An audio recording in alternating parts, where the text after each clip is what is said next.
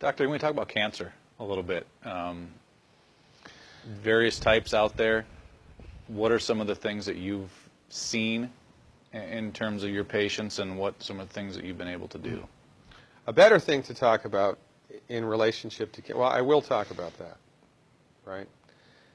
A better thing to talk about, however, is the relationship between profits and cancer in the United States. There was a study that was published, I believe it was in 1994. It was a 12-year program, 12-year study. They looked at adults who had developed cancer as an adult, not childhood cancer, but adult cancer, right? And this is the main types of cancer that we get here in the United States. They did a meta-analysis of these people all around the world who developed cancer as adults for 12 years and were treated with chemo. And they looked at the results. And they published the results in the Journal of Clinical Oncology. And the results? 97% of the time, chemotherapy does not work. 97% of the time, it doesn't work. So why is it still used? It's one reason and one reason only: money. If you go to a medical doctor, an MD, with a sinus infection, and that doctor prescribes an antibiotic, he gets no financial kickback. Now, if he prescribes 5,000,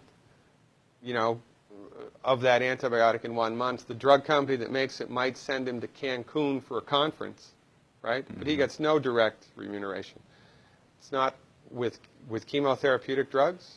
It's different. Chemotherapeutic drugs are the only classification of drugs that the prescribing doctor gets a direct cut of. So if your doctor prescribes chemotherapy for you, here's how it goes, more or less. The doctor buys it from the pharmaceutical company for $5,000, sells it to the patient for $12,000, insurance pays $9,000, and the doctor pockets the $4,000 difference. And there ought to be a law.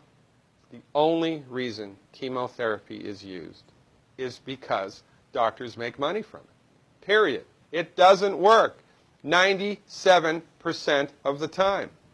If Ford Motor Company made an automobile that exploded 97% of the time, would they still be in business? No. This is the tip of the iceberg of the control that the pharmaceutical industry has on us. Most people have no idea of this at all. Now, I wrote a book. It's called The MD Emperor Has No Clothes, right? In my book, I have a bulleted list of 10 questions that every cancer patient should ask their doctor. 10 questions.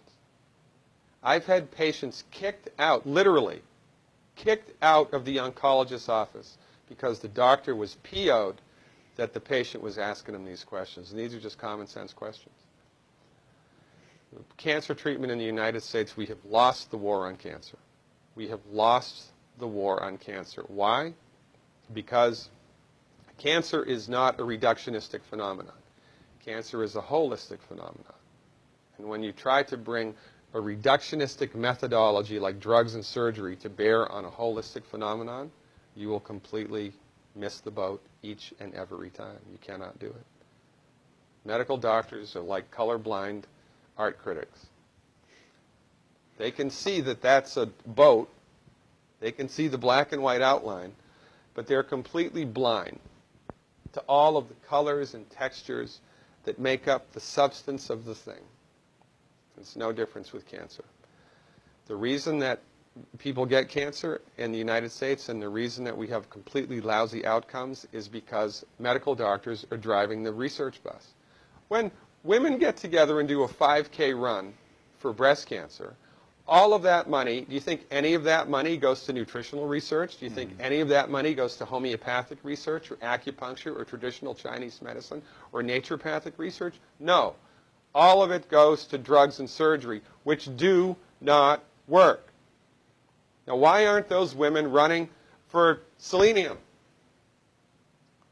If every girl in this country took 200 micrograms of selenium, in one generation we'd eliminate breast cancer by 82%. That's a big number. Why aren't we doing that? Because medicine in the United States is a for-profit industry, and most people are completely unaware of this, And most people bow down to the altar of MD-directed high-tech medicine at their own demise.